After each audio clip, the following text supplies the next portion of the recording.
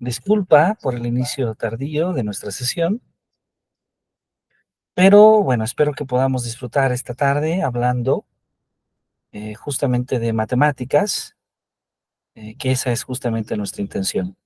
Me apena muchísimo no mostrar ahora mi cámara. He tenido alguna dificultad de internet esta tarde y bueno, he observado que con la cámara es un poco más difícil la funcionalidad del internet. Les ofrezco una disculpa, pero bueno, espero que el día el día de mañana pueda estar mucho más funcional y podamos tener la oportunidad de saludarles particularmente. Así que bueno, pues les doy una cordial bienvenida, nos da muchísimo gusto que nos acompañen y bueno, esperamos que todos y todas ustedes puedan disfrutar justamente de nuestro taller de demostración matemática. Solo por presentación, no sé si estén de acuerdo, si podrían comentarnos un poquito su interés en el taller y su actividad académica preponderante, es decir, eh, cómo surge el interés por este taller, que ciertamente no es un tipo de taller tan popular, hablar justamente de la demostración matemática.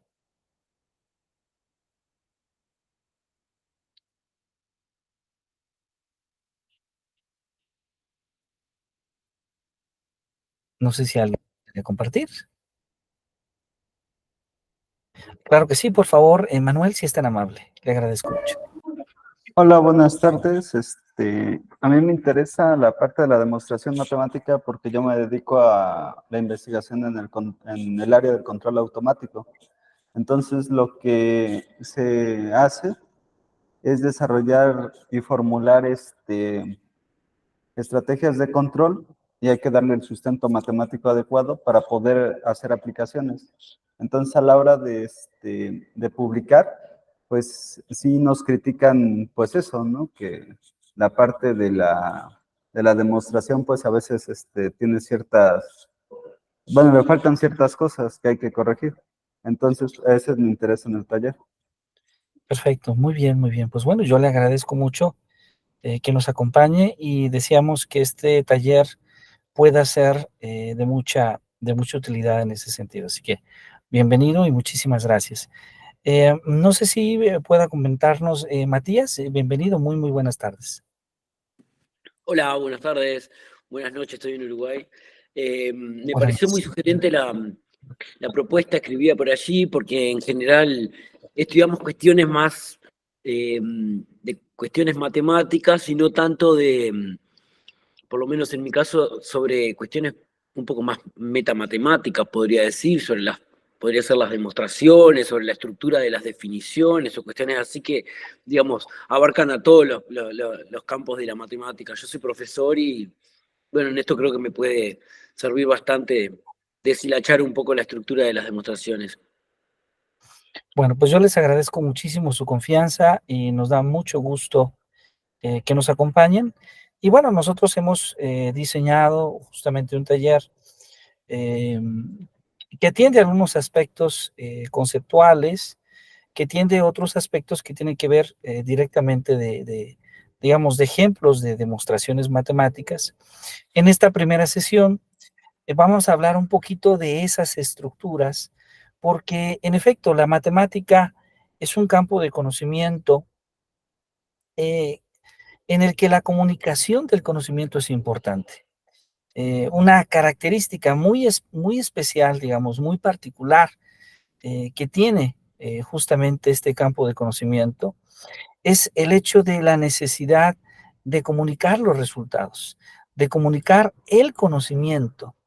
Y cuando nosotros acá nos referimos a comunicar el conocimiento, nos referimos a la idea de no solamente, digamos, decir qué es lo que se descubre, decir qué es lo que se analiza, sino ir un poco más allá en en el sentido justamente de poder profundizar de dónde surgen nuestras ideas, cuál es la justificación que tenemos sobre las ideas, cuál es también, por otro lado, la argumentación en la que se basa este concepto, que va a ser un concepto más superior, el concepto de prueba, el concepto de demostración en matemáticas. Y este concepto de prueba o de demostración en matemáticas aparece en muchísimos contextos. De hecho, podríamos decir que hay muchas definiciones sobre lo que nosotros podemos entender como una prueba o como una demostración matemática. No es el objetivo necesariamente de este taller indagar en todas esas otras definiciones que muy seguramente en el campo de filosofía de la ciencia y muy especialmente en el campo de filosofía de la matemática podría ser una discusión sumamente enriquecedora. Sin embargo, sí es prudente de inicio tal vez establecer alguna delimitación de lo que nosotros podríamos entender como una demostración, ¿sí? De lo que nosotros podríamos entender como una prueba o más allá de lo que nosotros podríamos entender como una argumentación, verificación de un saber o de alguna afirmación matemática. Y en este sentido, lo primero que nos gustaría decir es que establecemos una diferenciación entre la idea de argumento, entre la idea de esquema argumentativo o de comprobación y verificación o justificación en lo general con respecto a la idea de prueba o de demostración. Porque la idea de argumentación solamente nos va a dar algunos elementos para justificar, para dar ciertas evidencias de que de un determinado conjunto de premisas se sigue una conclusión, o que de un determinado conjunto de premisas se da una consecuencia lógica. Esto va a depender, desde luego, del sistema formal en el que estemos trabajando, va a depender, desde luego, de las reglas de deducción, pero también de la sintaxis y de la semántica que constituyen ese sistema formal. Y en este sentido, podríamos decir que las teorías matemáticas las podemos mostrar como cierto tipo de conjunto de sistemas formales con características propias. Sin embargo, es relevante, es pertinente aclarar que no todas las teorías matemáticas comparten ni las mismas premisas, ni los mismos métodos para hacer pruebas matemáticas. Y esto se debe a que habitualmente o comúnmente en el exterior, cuando las personas hablan sobre los matemáticos, un poco están pensando en que la matemática tiene esta característica de poderse inscribir como un sistema axiomático deductivo. Sin embargo, en la práctica nos damos cuenta que la matemática posee inclusive otras características importantes. Esto significa entonces que podríamos decir que la idea de prueba y de demostración va a ser mucho más rigurosa que la idea de argumentación, de verificación, de comprobación y en lo general de justificación. Aún cuando estamos hablando de diferentes niveles de rigor o de exigencia, sí podríamos decir que todos estos conceptos, el concepto de argumentación, de prueba, de demostración, de justificación, todos van encaminados hacia una misma perspectiva, que es tener la capacidad de poder comunicar un resultado matemático y justificar ese resultado matemático considerando una base de axiomas o de otras proposiciones. En este sentido, uno de los teóricos que se ha encargado de analizar el concepto de demostración es justamente Nicolás Balachev.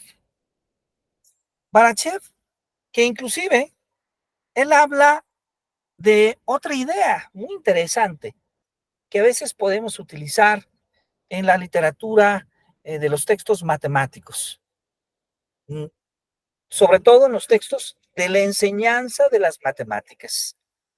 Enseñanza de las matemáticas que la podemos aproximar desde los niveles elementales hasta los niveles de educación superior. Barachev, por ejemplo, utiliza la idea del término de explicación. La explicación, de alguna manera, como una idea primitiva de la que deriva justamente la idea de prueba y la idea de demostración. Y para este autor en particular, para Barachev, la explicación es un discurso que pretende hacer inteligible el carácter de verdad que es adquirido para el locutor de una proposición o de un resultado. ¿Sí? Es decir, utilizamos este término para poder justificar la validez, ¿sí? El valor de verdad de una determinada afirmación en un modelo dado o en un campo de conocimiento. Mientras que Barachev, observemos que hace esta distinción tan interesante y deja el término de prueba para las explicaciones que son aceptadas por una comunidad en un determinado tiempo. Es decir, él ve la noción de prueba como una evolución natural de la explicación. Es decir, para que una explicación sea una prueba, debe de ser entonces aceptada, debe de ser reconocida por alguien con razón suficiente en ese marco discursivo, en ese campo de conocimiento. Algo muy semejante a lo que ocurre en las comunidades científicas, ¿sí? Nosotros enviamos la demostración de un determinado teorema matemático, ¿sí? Y la demostración de ese teorema matemático es revisada por alguien, por un conjunto de revisores, de especialistas de una revista, ¿sí? Especializada en un determinado campo de conocimiento. Barachev difiere en cierta medida de otro autor que ha reflexionado sobre ello. Este autor al que estamos haciendo referencia es justamente Raymond Duval. Raymond Duval, que hace una distinción importante para él entre explicación y argumentación, ¿sí? Recordamos a Raymond Duval, uno de sus trabajos más importantes en el campo de la enseñanza de las matemáticas, de la filosofía de las matemáticas, sobre la teoría de registros de representación semiótica. Y Duval establece esta distinción entre la explicación y la argumentación, ¿sí? Donde para él, en la argumentación, se trata de mostrar el carácter de verdad de una proposición, mientras que en la explicación, los enunciados tienen una intención descriptiva de ese fenómeno, resultado o de ese determinado comportamiento. La idea entonces de explicación de Barachev en cierta medida es más o menos semejante, hay cierta similitud a la idea de argumentación de Duval. Lo cierto es que en ambos casos el significado de demostración o de prueba es semejante. Es decir, el hecho de tener una secuencia de enunciados organizados según determinadas reglas. Claro que esto que estamos comentando es muy general. Ahora, en matemáticas sabemos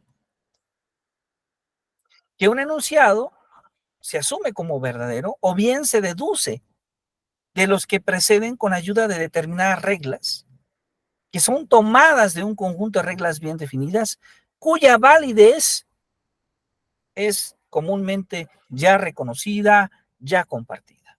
Entonces, para Duval, en este sentido, el objeto de la demostración es la verdad y por lo tanto obedece criterios de validez, mientras que la argumentación lo que propone es lograr la convicción del otro o de sí mismo, obedeciendo ciertos criterios de pertenencia. Komejar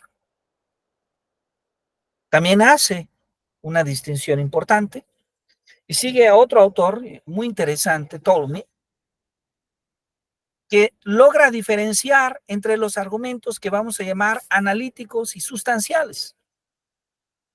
Los analíticos que van a tener la característica de las deducciones lógicas correctas, es decir, van a ser tautologías o tautológicos, ¿sí? Mientras que los sustanciales expanden el significado de las proposiciones en la medida que se relacionan apropiadamente a un caso específico, por actualización, por modificación o aplicación. Las matemáticas entonces tienen una característica muy especial. Y la característica, bueno, una de ellas, entre tantas características importantes, es el hecho de que las podemos asumir justamente como una ciencia deductiva. Pero bueno, antes de continuar, me gustaría darle la bienvenida a Andrés, un gusto que nos acompañe, Andrés, y comentarle, Andrés, sobre su interés en este taller. ¿Qué le ha motivado a tomar este taller? Adelante, por favor.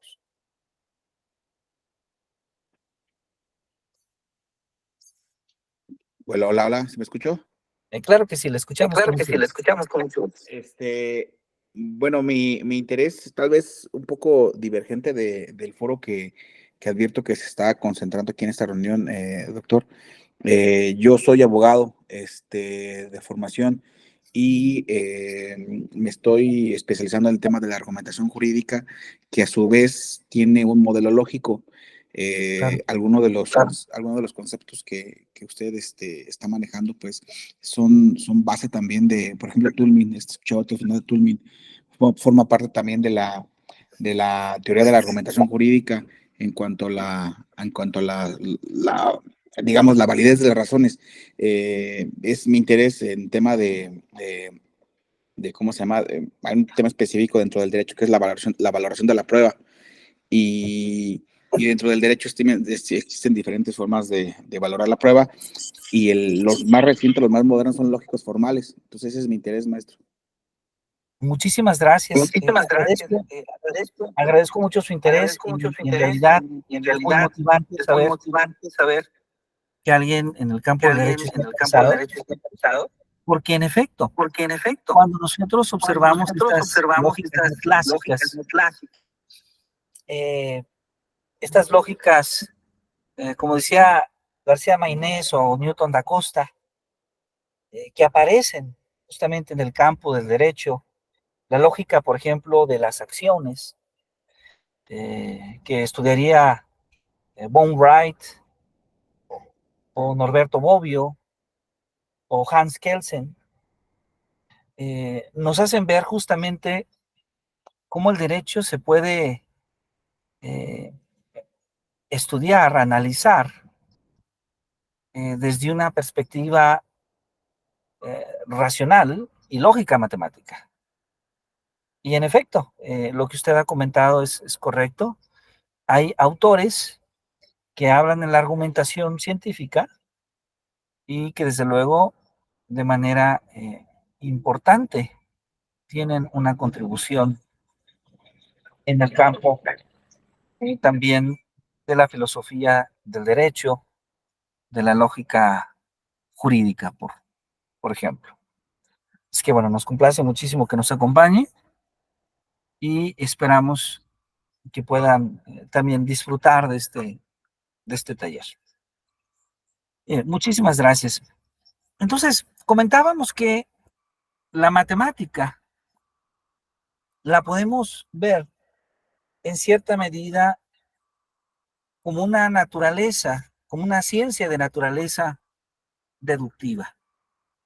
Aunque esto que acabo de comentar es bastante común y podemos encontrar en la literatura de la filosofía de las matemáticas esta perspectiva, la historia de las matemáticas, en realidad es poco preciso esta afirmación, porque no toda la matemática necesariamente es o la podemos escribir como un sistema formal deductivo. Es decir, existen otras metodologías para demostrar los resultados matemáticos. Probablemente la tradición matemática sigue siendo deductiva. Sin embargo, no es la única forma de pensar la ciencia matemática. Sin embargo, si ustedes me permiten, esta tarde en lo particular, vamos a tomar esta perspectiva, ver a las matemáticas como una ciencia deductiva.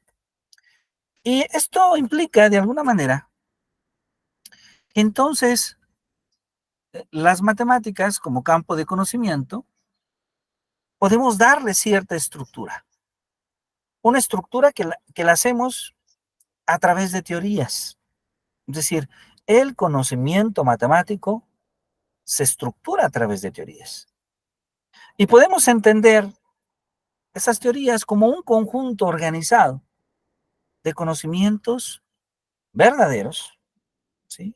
Tal como lo podemos leer en el libro de Irving Copy, extraordinario libro de lógica matemática, lógica simbólica, o en el libro de Principios matemáticos de lógica de Enderton. Ahí justamente Enderton nos habla de cómo las teorías constituyen un conjunto de conocimientos organizados que de manera sistemática, organizados de manera sistemática, que llamamos ciencia. Ahora, Rudolf Carnot, que aparece en la imagen superior de esta lámina, considera que las matemáticas son una ciencia formal que estudia las formas válidas de la inferencia lógica entre esos objetos matemáticos abstractos. Mario Bunge, un extraordinario escritor, filósofo de la ciencia, físico, hizo una reflexión sobre cómo es la ciencia matemática. Y en su reflexión, escrita en 1972, considera que las matemáticas son ciencias formales cuyo modo de validación del conocimiento es el razonamiento deductivo. Porque para él se parte de axiomas, se parte de postulados, para finalmente demostrar teoremas. Y parte de su objetivo es la búsqueda de la verdad lógica y necesaria. Observemos que Mario Bunge tiene esta perspectiva, que las matemáticas se pueden ver nuevamente como un conocimiento, un campo de conocimiento, donde el tipo de razonamiento es deductivo. Las ciencias formales utilizan entonces el método axiomático deductivo como ese medio de validación. Y este método, particularmente, consiste en tomar como punto de partida una serie de axiomas, ¿sí?, donde vamos procediendo de manera deductiva. Una deducción es un proceso de razonamiento, ¿sí?, que permite derivar una o varias proposiciones dadas, ¿sí? Estas proposiciones que comúnmente llamamos axiomas o premisas, de otras que son consecuencia lógica necesaria de estas y que comúnmente llamamos conclusión. Ahora, un sistema axiomático lo podemos entender justamente como ese conjunto de axiomas que se utilizan mediante deducciones para demostrar la validez de teoremas en una misma teoría. Podríamos decir, en cierta forma, como lo dice Leon Henkin, que los axiomas son verdades evidentes que no requieren demostración o que son ciertas fórmulas de lenguaje formal que son universalmente válidas. Y tenemos ahí dos imágenes muy interesantes. La primera en la parte superior es Kurt Gödel, uno de los grandes matemáticos del siglo pasado, ampliamente conocido por su trabajo en el campo de la lógica matemática, de la metalógica, creador del teorema de incompletud, también del teorema de completud, que tuvo como consecuencia una serie de resultados lógicos sumamente interesantes, como el teorema de compacidad, algunas versiones del teorema de Lowenheim-Skolem, por mencionar otros resultados lógicos importantes. Y Leon Henkin, quien aparece en la parte inferior, un autor que fue conocido por mostrar una prueba al propio teorema elaborado por Kurt Gödel, pero de manera independiente. Entonces, ya hemos hablado un poquito de cómo en la literatura podemos de alguna manera observar ciertas maneras de conceptualizar el conocimiento matemático. Y en este sentido, hay una gran variedad de análisis sobre ello. Algunos más aceptados que otros, y que generalmente podemos encontrar en textos de filosofía de la ciencia o de filosofía de las matemáticas. Sin embargo, nuestro interés, aun cuando hemos iniciado esta discusión haciendo algunas referencias a ello, es centrarnos principalmente en los métodos de demostración matemática. Estos métodos de demostración matemática, que como ya hemos comentado, lo que buscan es tratar de construir argumentos, de justificar, de verificar, de dar evidencia de ciertas conclusiones o de ciertos teoremas matemáticos, en un caso, o en el otro, el poder ofrecer una prueba o una demostración con un mayor rigor o formalidad. Sin embargo, ¿cuándo nosotros comenzamos a demostrar? Pues probablemente la primera evidencia de la necesidad de poder hacer una demostración, ¿sí?, surge en la obra de Tales de Mileto. Esta obra de Tales de Mileto es interesante porque en ese entonces la idea de demostración posiblemente es un poco distinta a la que hoy en día entendemos. Probablemente la idea de Tales de Mileto está más orientada hacia una explicación, hacia una justificación, a dar argumentos sobre una propiedad geométrica. Sin embargo, se va a desarrollar algunos principios que posteriormente vamos a llamar los principios básicos de la lógica y que fueron desarrollados por Anaximandro de Mileto,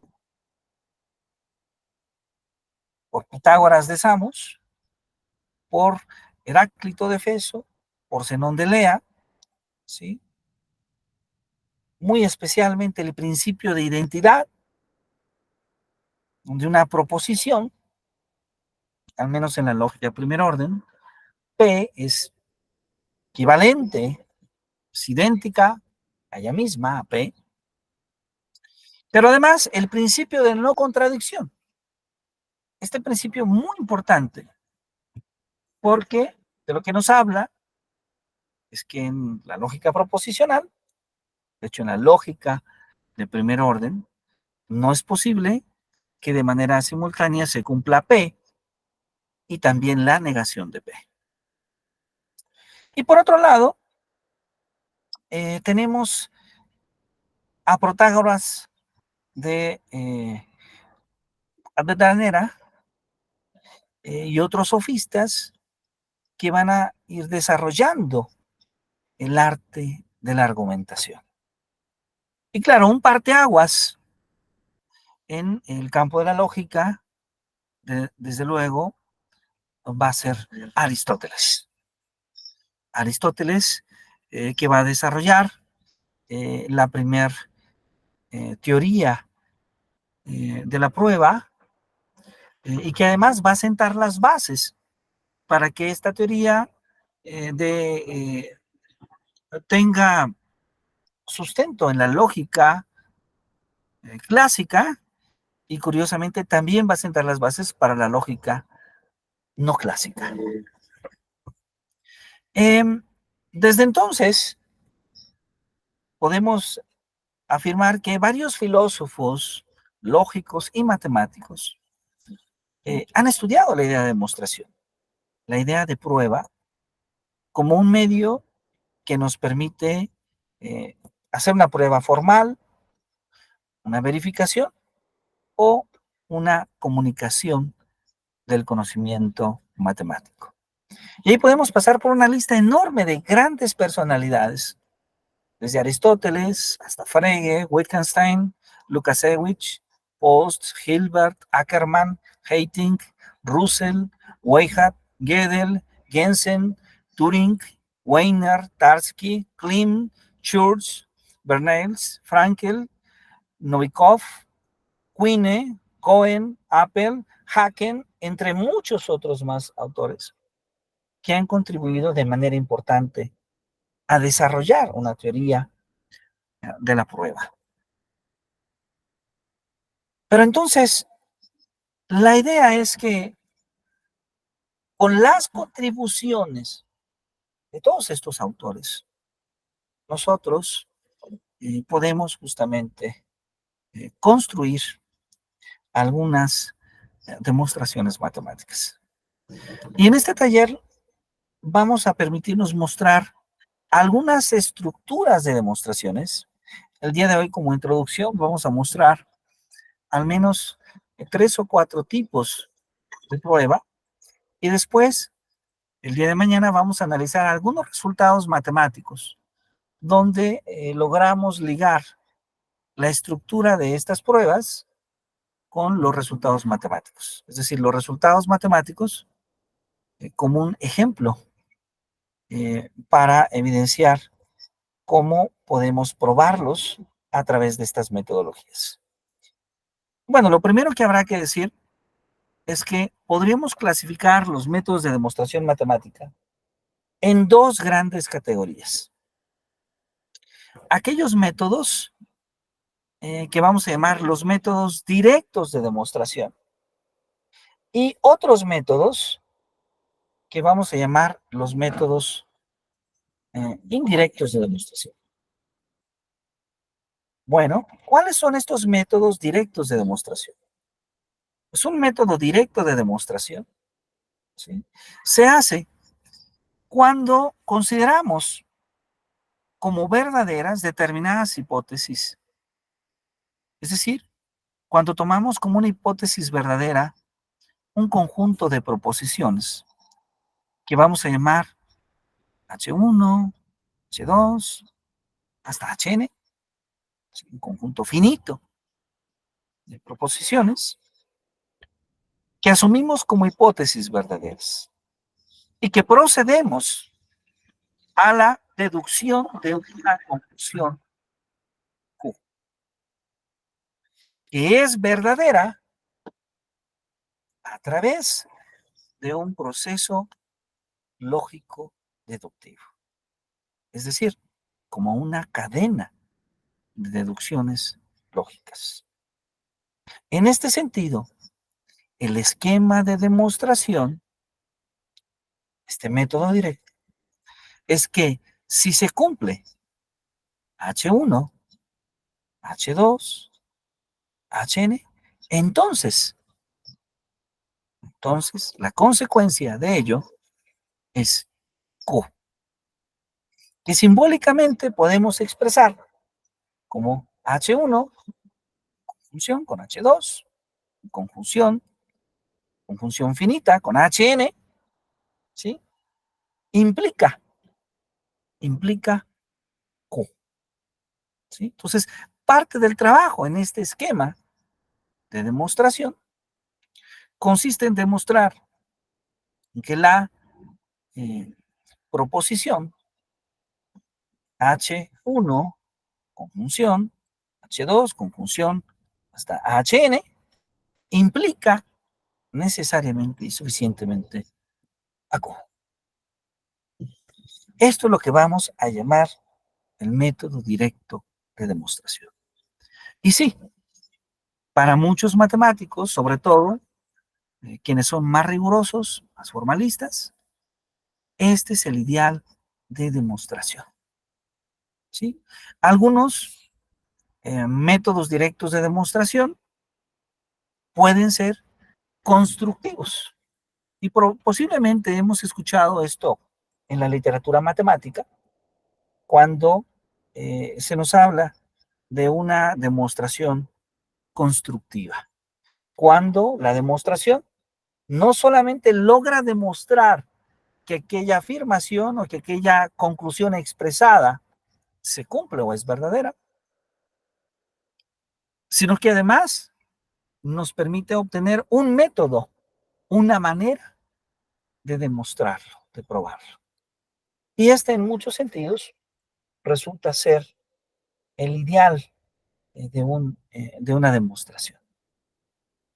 Sin embargo, esto no siempre es alcanzable. No siempre logramos construir una demostración directa de un determinado resultado matemático. A lo largo de la historia, hemos observado cómo los resultados matemáticos tienen demostraciones sumamente complejas. De tal manera que estos métodos directos de demostración se convierten en un ideal, en un resultado cuya prueba resulta elegante, accesible, pero no siempre es alcanzable. Ahí es donde encontramos justamente la limitación. Por otro lado,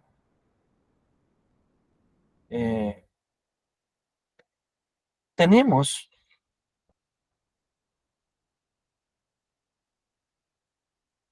el caso en el que no es alcanzable una demostración directa. Esto se convierte en algo mucho más común.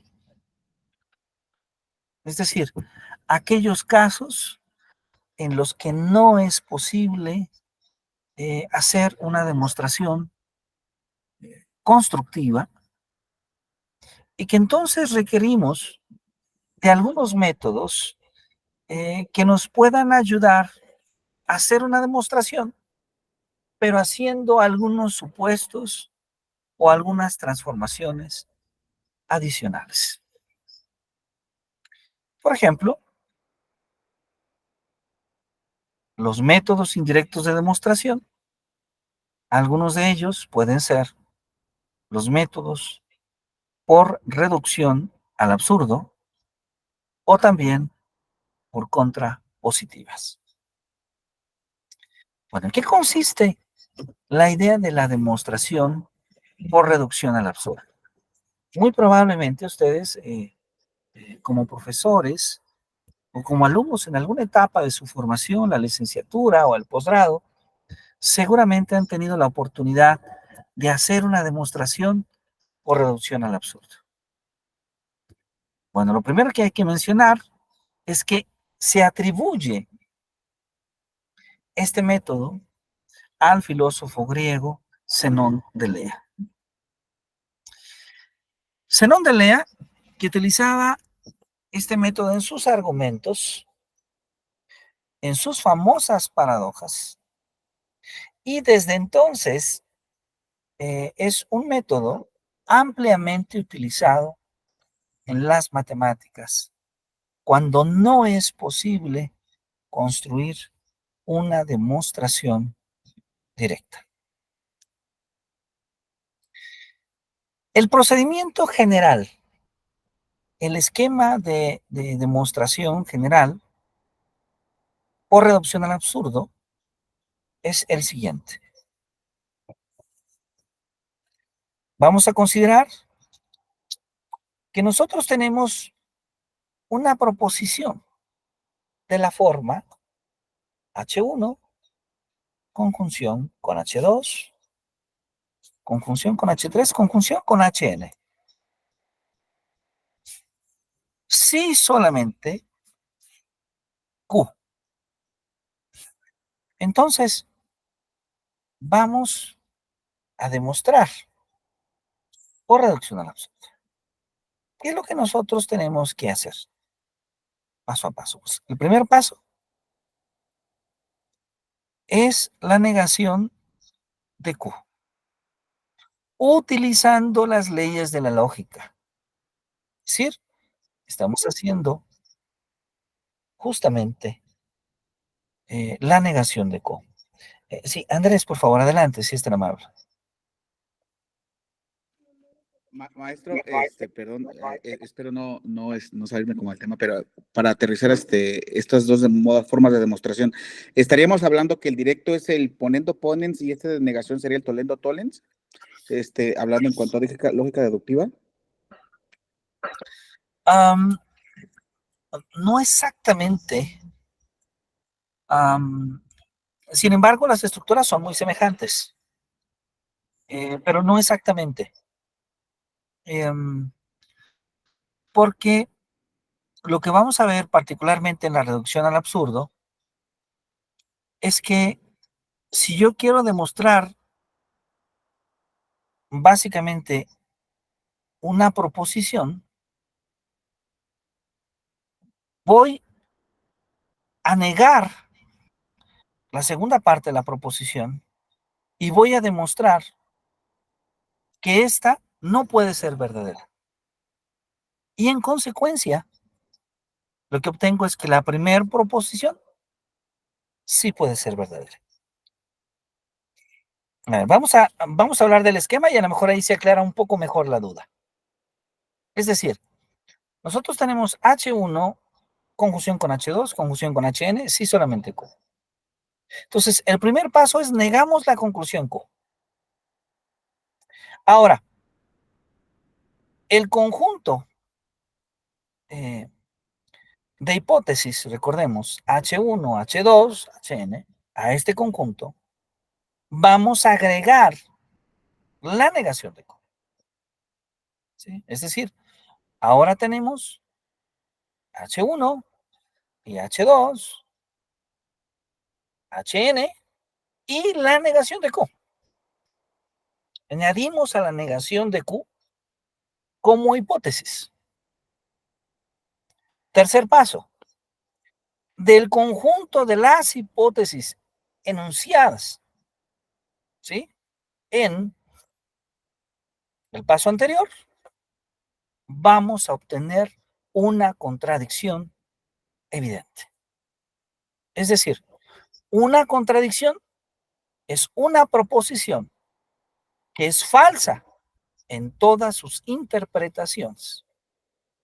Y la vamos a denotar como C. Es decir, lo que vamos a mostrar es que H1 y H2 y H3 y Hn y la negación de Q implica C. Y entonces, esto nos va a llevar a que el conjunto de hipótesis H1, H2, Hn, negación de Q, es inconsistente o es contradictoria. ¿Sí? Y bueno, este esquema que me he permitido escribir para ustedes aparece en dos obras clásicas, dos escritos. Aparece en la obra de Aristóteles y sí, también aparece en la obra del filósofo alemán Immanuel Kant. Pero me gustaría, si ustedes me permiten, mostrarles un ejercicio justamente de este tipo, de este esquema de demostración. Voy a pedirles si son tan amables. Voy a dejar de compartir un momento. Um,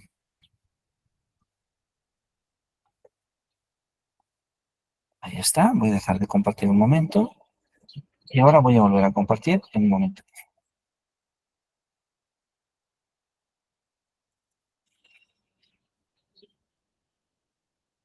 Bien, voy a volver a compartir. Y vamos a tomar un resultado matemático que es muy sencillo tal vez, pero que es interesante. Este resultado matemático, hoy en día sabemos que fue conocido en realidad desde la época griega, posiblemente desde la época griega.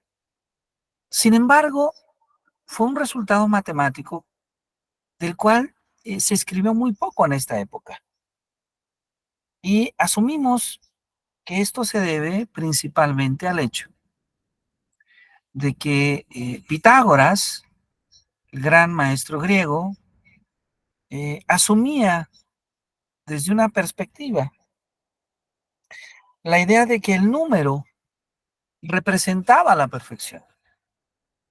Y la perfección en Pitágoras hacía referencia a la idea de que el número tendría que ser exacto, tendría que ser entero.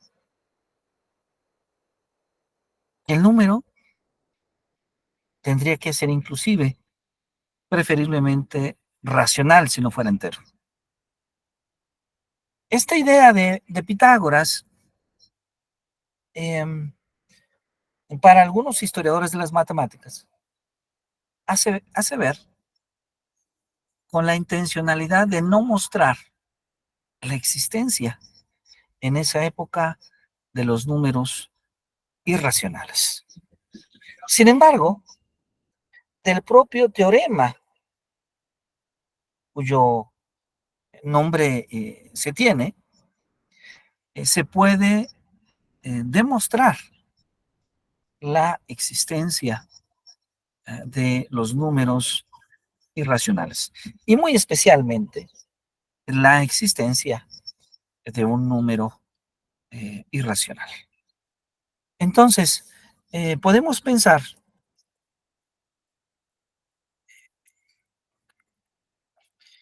les agradezco mucho saber si el, el cuaderno se puede observar allá, el texto se puede observar allá. Entonces, podemos pensar en un triángulo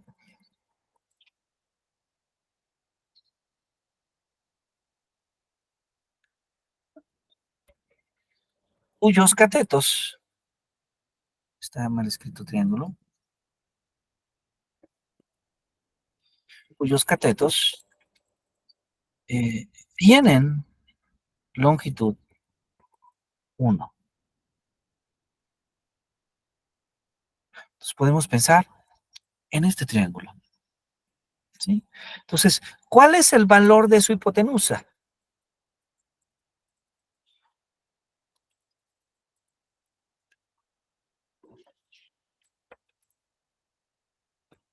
Pues el valor de su hipotenusa, siguiendo justamente el teorema de Pitágoras,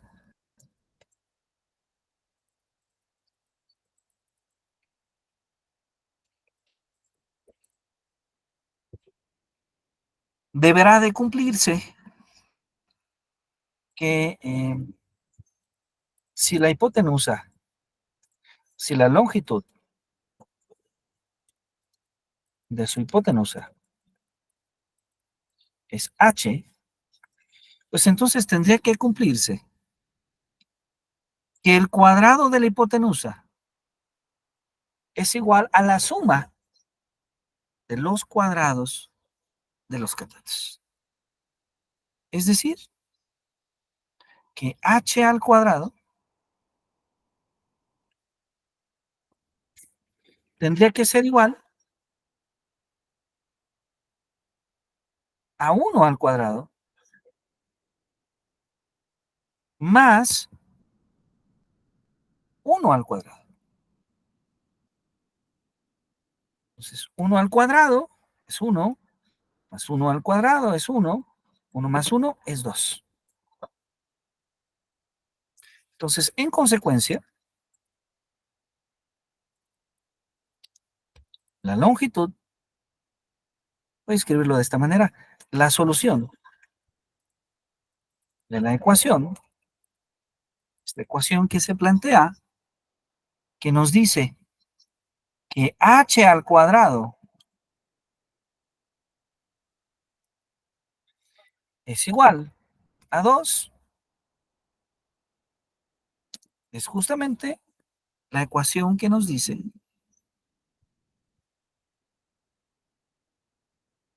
que h es igual a más menos la raíz cuadrada de 2.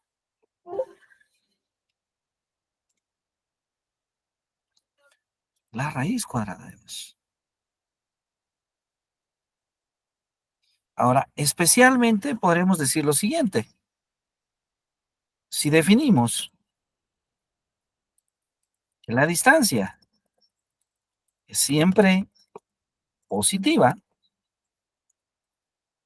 pues entonces podemos decir concretamente la distancia en el plano. Podemos decir que h es igual a la raíz cuadrada de 2. Esto nos habla entonces de que en este caso particular, en este caso especial, podemos encontrar un número irracional. Pero alguien podría no estar satisfecho. Supongamos que el profesor Andrés dice, no estoy satisfecho. Sí, ahí parece, de manera constructiva, que h tiene que ser la raíz cuadrada de 2, pero yo no estoy seguro que raíz cuadrada de 2 sea un número irracional. Entonces, como una consecuencia de lo que hemos comentado, podríamos escribir la siguiente proposición. Y podríamos decir directamente, voy a llamarle, si ustedes me permiten, proposición 1, y podremos decir directamente, raíz cuadrada de 2 es un número irracional. Y entonces, esta proposición en especial, si ustedes me permiten, vamos a hacer una prueba de que raíz cuadrada de 2 es un número irracional. Pero la prueba que vamos a elaborar va a ser siguiendo el esquema de reducción al absurdo.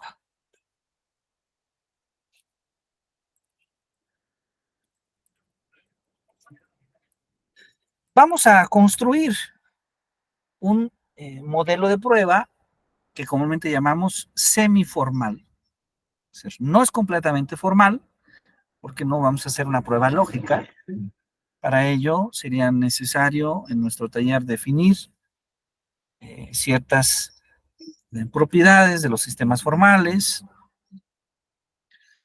Tendríamos que hablar con mayor detalle de las leyes de deducción. Entonces vamos a utilizar un poquito los elementos que conocemos desde las matemáticas superiores para construir un argumento que pueda ser suficientemente sólido, pero utilizando la reducción al absurdo. Entonces decimos, raíz cuadrada de 2 es un número irracional. Vamos a utilizar la reducción al absurdo y ahí, profesor Andrés, vamos a asumir lo opuesto. Es decir, tenemos Q, vamos a asumir su negación. Entonces, como lo hacemos por reducción al absurdo, decimos, supongamos, o podemos decir sí, Si raíz de 2 es un número racional, entonces supongamos que raíz de 2 es un número racional.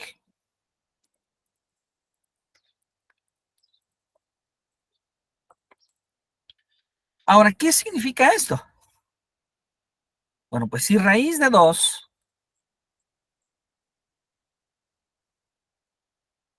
es un número racional,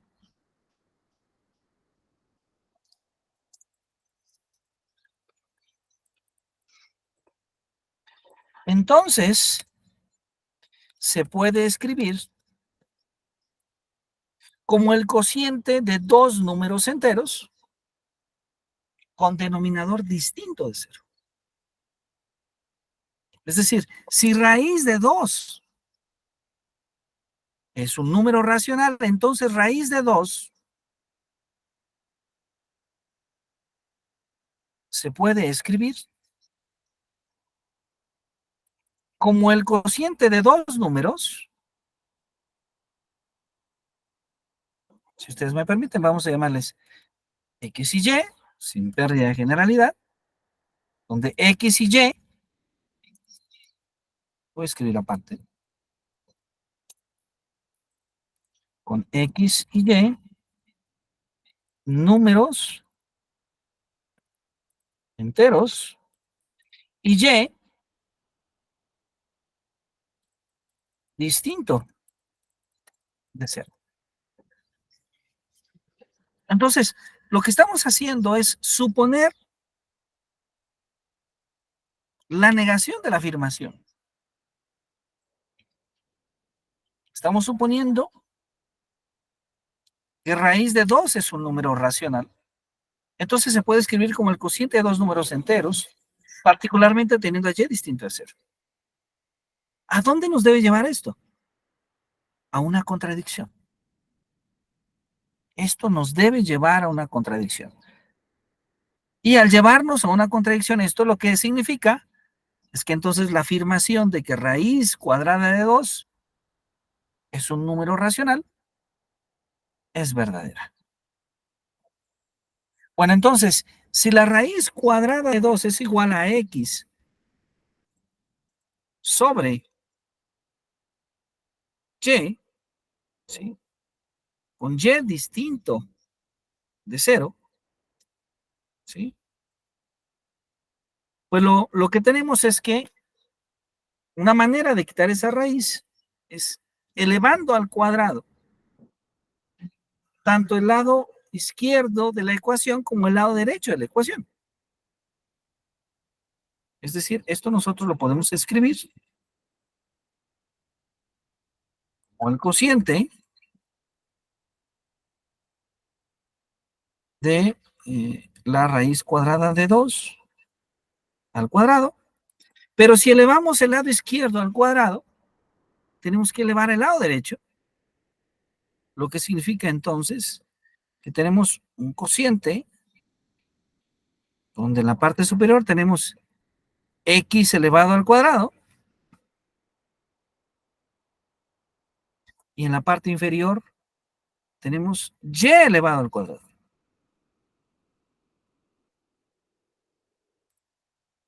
Entonces, raíz cuadrada de 2 elevados al cuadrado, la raíz cuadrada es como tener 2 a la 1 medio por 2, por potencia 2, pues esto es 2.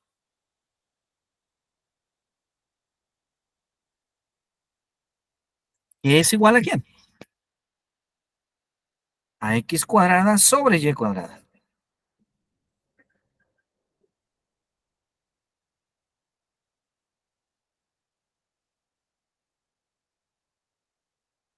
Y claro, esto implica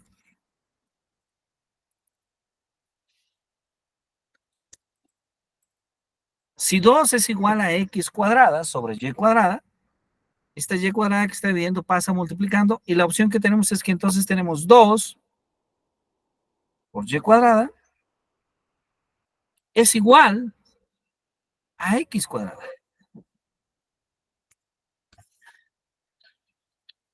Y ahí va una pregunta que ahora podemos hacernos al álgebra. ¿Para qué valores de X y Y la igualdad se cumple?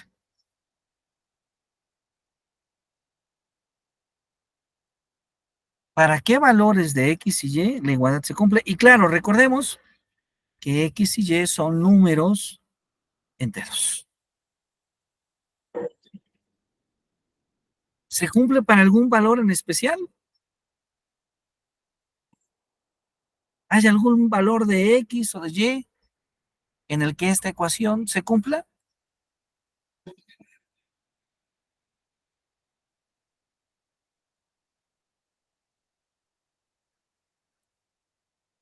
¿Para números pares? A ver.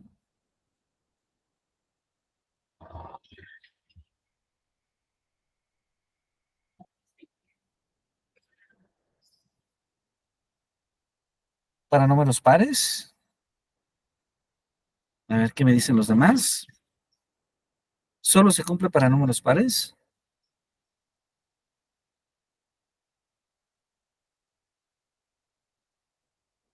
Por ejemplo, ¿para qué valores pares se podría cumplir, profesor Manuel? Eso no se cumple para ninguno, ¿no? No, pero no estoy seguro si logré escuchar. ¿Para el 1?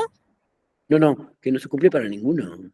Para el 0. Ah, Pero exactamente, no es coherente porque el I no puede ser 0. exactamente, exactamente. Esa es la conclusión. La conclusión es que esta ecuación, muchísimas gracias, que acabamos de escribir, no se satisface. Es decir, esta ecuación no se satisface. ¿Sí? Esta ecuación no se satisface. Y entonces, la consecuencia de que esta ecuación no se satisface es porque el asumir que raíz cuadrada de 2 sea un número racional es algo que nos lleva a una contradicción.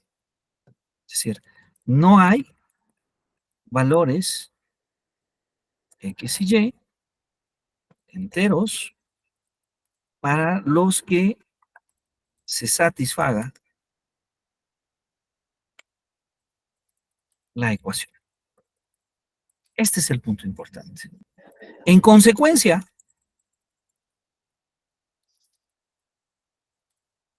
la opción que tenemos es que raíz de 2 es un número, perdón, raíz de 2 no es un número racional. ¿Sí? Entonces, raíz de 2 no es un número racional y muy especialmente podríamos decir, mira, entonces raíz de 2 es un número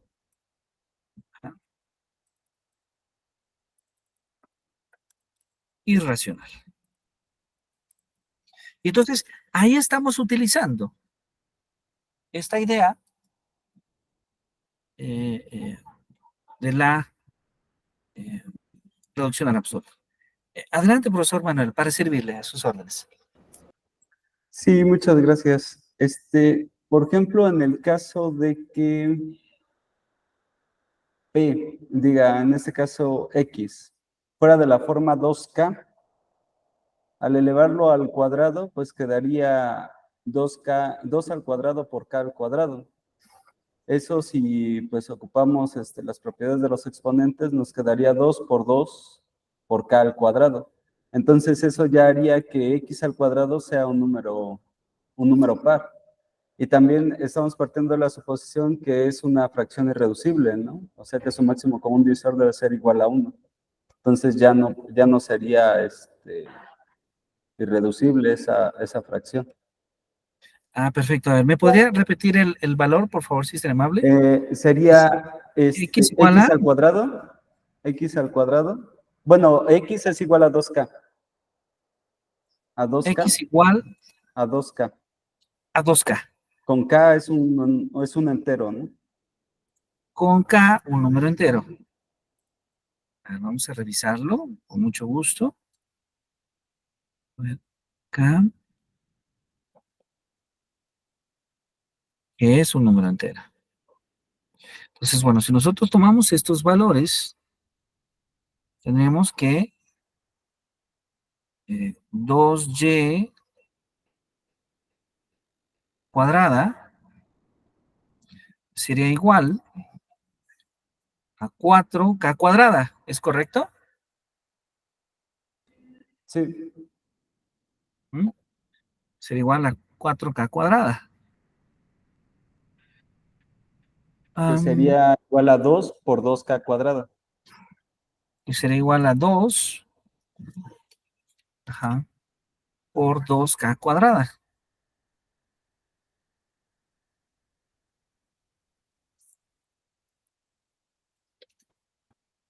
Ajá.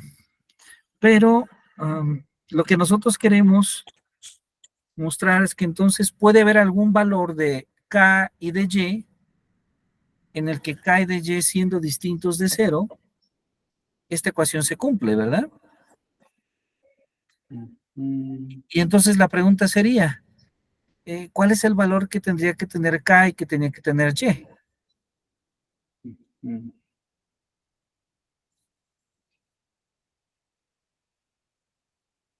ya. A ver, si K.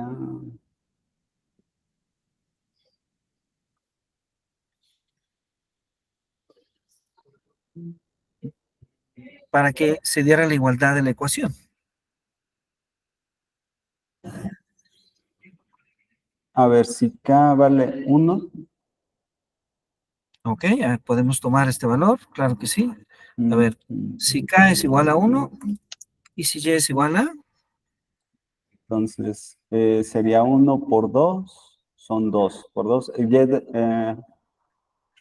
debería, Ujú. Si k es igual a 1, entonces tendremos algo así como 2y cuadrada,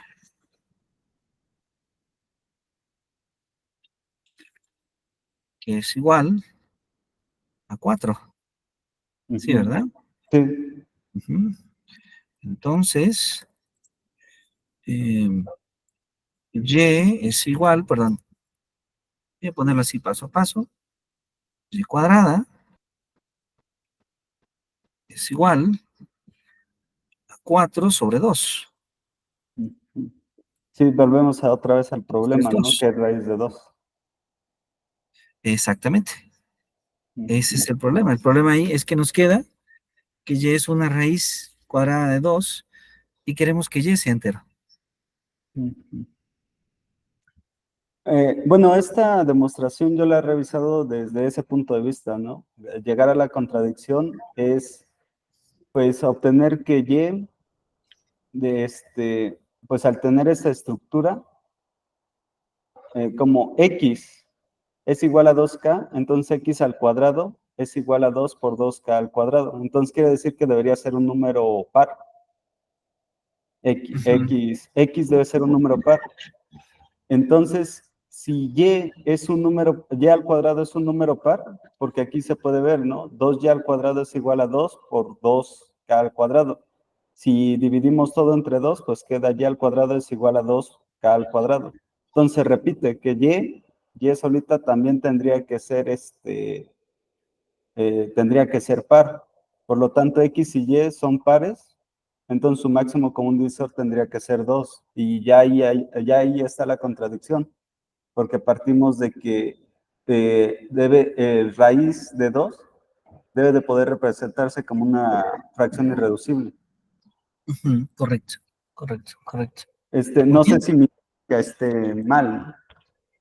No, no, no, no, está bien, está bien. De hecho, usted creo que lo ha detallado más de lo que nosotros lo escribimos, porque la escritura que nosotros hicimos esencialmente fue que no es posible encontrar eh, X y Y que satisfagan esta ecuación, pero claro, usted hace un refinamiento porque usted observa qué relaciones tienen X y Y por qué razón no es posible finalmente encontrar dos valores que las satisfagan. Creo que van en la misma dirección. Al principio yo había comprendido un poco mal y pensé que se refería usted a encontrar un valor entero, pero ya me di cuenta que no, que ambos esfuerzos van en la misma dirección, pero usted ha hecho un mayor refinamiento. En general, esta breve estructura de prueba es la que es convencionalmente aparecería o aparece en algunos libros de análisis matemático o de cálculo. Si no estoy equivocado, hay un muy buen libro escrito por Michael Spivak, Cálculos, y ahí aparece justamente esta proposición. Y no recuerdo si en el libro o es en un texto adicional que escribió el mismo autor sobre las soluciones de sus problemas, donde aparece justamente esta demostración. Pero la idea esencialmente es darnos cuenta cómo trabaja la reducción al absurdo. Esta reducción al absurdo, que no es otra cosa más de que un método indirecto de prueba. En algunos campos de las matemáticas, eh, muchos matemáticos siguen prefiriendo las demostraciones directas, las demostraciones constructivas, pero no siempre es posible mostrar o construir un argumento de esas características. Entonces, en esos casos, este tipo de demostración se convierte en un elemento adecuado, prudente para hacer este tipo de demostraciones. Ahora, si me permiten, me gustaría eh, seguirles platicando. Maestro Manuel, adelante, por favor. Yo tengo una duda. Claro. En esas pruebas, por ejemplo, tenemos un teorema, el teorema de Pitágoras. ¿Cómo saber cuando son condiciones necesarias y condiciones suficientes? O cuando son, bueno, el sí, solo sí, pues ya nos dice nos habla sobre la necesidad y la suficiencia. Pero a veces no es tan fácil visualizar cuando es condición necesaria o cuando es condición suficiente. Claro, claro, en efecto. Podemos, si usted gusta, mostrar un ejemplo, la sesión del día de mañana, donde Sí, me claro. permita mostrarle un poquito la estructura lógica de una prueba. Pero en efecto, cuando tenemos la equivalencia o el bicondicional, resulta evidente la suficiencia, la necesidad, pero cuando no es así, podemos utilizar otras equivalencias que tienen que ver con el condicional. Pero si usted me permite, mañana puedo tomar ese ejemplo y podemos mostrar justamente las dos estructuras lógicas que están ligadas a esta forma de hacer la demostración. Con mucho Muchas gusto. gracias. Podemos tomarlo como el ejercicio de inicio, con mucho gusto, para poder atender su duda, con mucho gusto. Ahora, me gustaría mostrarles que hay otras formas también de construir una demostración. Y esta otra forma de hacerlo es a través de la inducción matemática. La inducción matemática es una reflexión interesante porque, perdón, sí, disculpe, vamos a ocultar la barra de mí. Porque a diferencia del anterior, que se basa en ciertas propiedades de consecuencia, de deducibilidad, ahora nos basamos en la idea de inducción.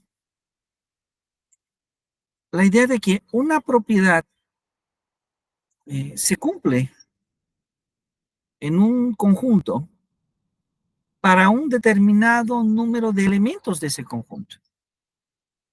De hecho, podríamos decir que estamos haciendo referencia a una proposición de la forma Pn, donde n es un número natural.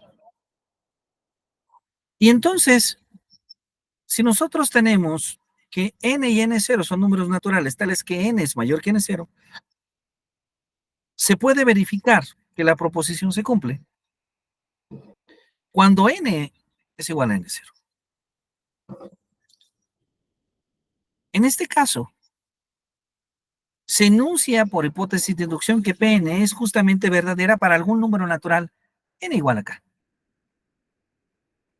Y entonces, podemos proceder de la hipótesis de inducción, P de k es verdadera, entonces P de k más 1 es verdadera.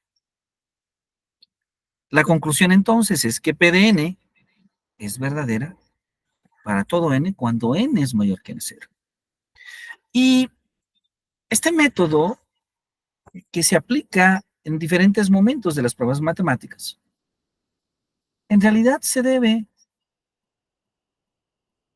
a cierta propiedad que tienen los números naturales y que fueron estudiados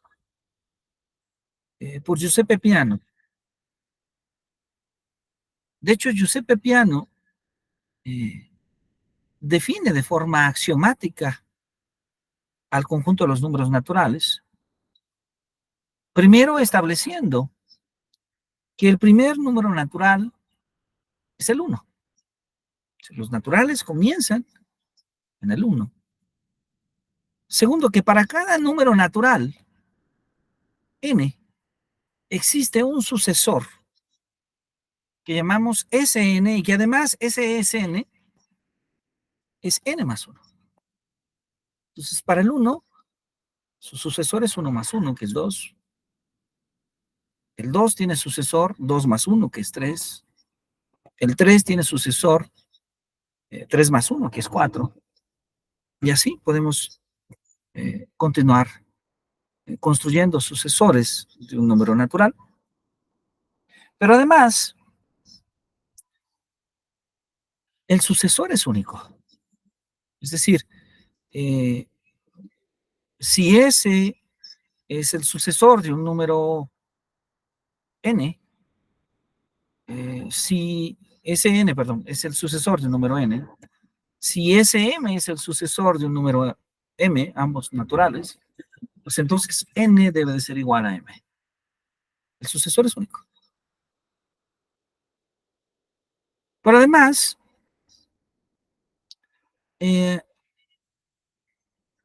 si contamos con un conjunto que cumpla todas las condiciones anteriores, entonces este conjunto al que estamos haciendo referencia, A, debe de ser isomorfo al conjunto de los números naturales. Entonces, Peano nos da relaciones de orden, nos permite observar que dentro del conjunto de los números naturales se cumple el principio de inducción matemática. Es decir, que podemos probar la validez de una proposición Pdn cuando n es un número natural, siguiendo estos 4 pasos. Y podemos encontrar en la literatura matemática siempre un conjunto importante de demostraciones sobre utilizando este método. Entonces, vamos a tratar de ir construyendo para cada uno de estos métodos algunos ejemplos de demostraciones de resultados matemáticos para observar cómo cada uno de estos métodos nos da herramientas para llevar a cabo nuestra demostración matemática. Quiero disculparme con todos ustedes por dos razones. La primera es por la falta de conectividad al principio, por no utilizar mi cámara, justamente por este supuesto. Y me permito invitarlos a que el día de mañana nos reunamos en punto a las 5 de la tarde y me permitan alargar la sesión del día de mañana una media hora, un poquito más, si esto no afecta a su agenda, desde luego, con el fin justamente de poder concluir en este punto la sesión del día de hoy y continuar el día de mañana. Agradezco ampliamente su trabajo el día de hoy y quedo a sus órdenes, primero de comenzar la sesión del día de mañana atendiendo esta duda y desde luego cualquier otra duda que se presente de la sesión del día de hoy, pueden escribirla tanto en el chat de esta sesión o de manera particular a través de un mensaje. Lo que nos interesa es que el material del taller pues, pueda ser de utilidad y nuevamente agradezco a todos y todas ustedes su participación esta tarde. Bien, no sé si alguien más tenga alguna duda, alguna pregunta, por lo visto el día de hoy. Claro que sí, muchas gracias. Si ustedes me permiten, esta sesión está siendo grabada, entonces yo estaré descargando ya un poco más tarde el día de hoy, por la noche, la sesión. Si ustedes me permiten, mañana a primera hora les hacemos llegar el link. Generalmente esta sesión la subimos a YouTube, pero no son abiertas a todo el público, nada más a los participantes del taller. Entonces, con mucho gusto, mañana a primera hora compartimos el link para todos ustedes para que puedan revisar en detalle lo que hemos visto. Bueno, pues nuevamente les agradezco mucho su participación. Y bueno, mañana nos espera, si están de acuerdo, una jornada un poquito más extensa. Agradezco su atención y que tengan una excelente tarde.